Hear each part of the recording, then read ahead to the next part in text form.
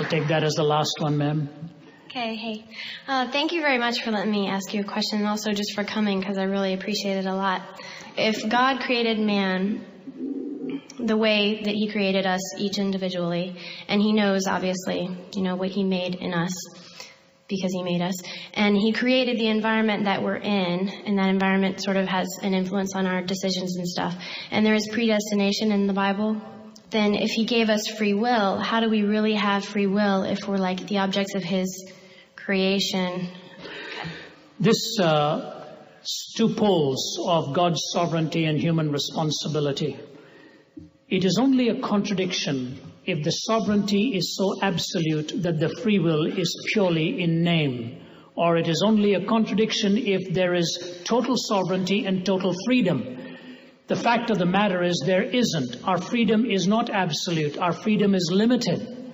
There are certain parameters within which we have the freedom. It is not an absolute freedom. And God in his sovereignty has chosen to give us that limited freedom. So he is still absolutely sovereign. But let me therefore just take these two issues of God's sovereignty and human responsibility and position it the way the Bible does. It is this. The Apostle Paul says, for example, work out your own salvation, freedom of will. For it is God that worketh in you both to will and to do of his good pleasure, sovereignty of God. Work out your own salvation, responsibility of humanity. For it is God that worketh in you both to will and to do of his good pleasure, sovereignty of God. You hear this in Jesus' words. Offenses must come, sovereignty of God, but woe unto him through whom they come, responsibility of man. The Apostle Peter at his sermon in Pentecost says this, that which God hath foreordained from before the foundation of the world, sovereignty of God, you with wicked hands have taken and crucified, responsibility of man.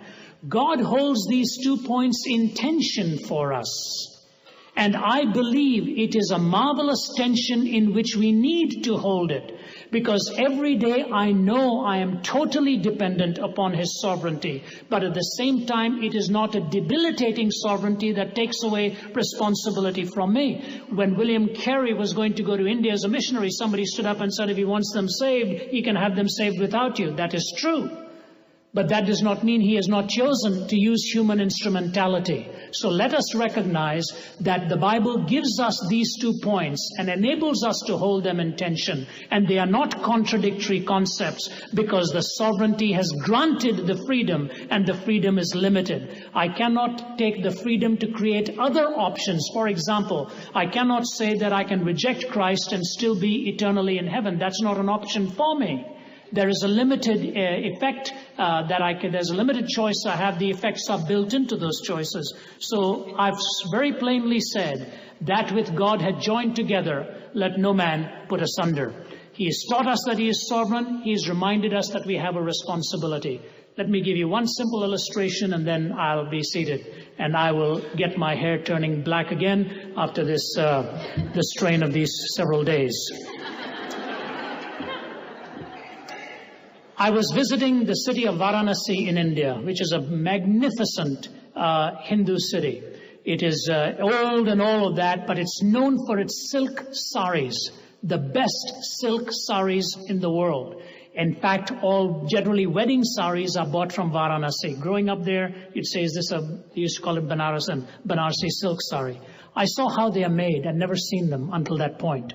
It's generally made by a father and son team. The father sits on a platform, 2 steps below sits the son.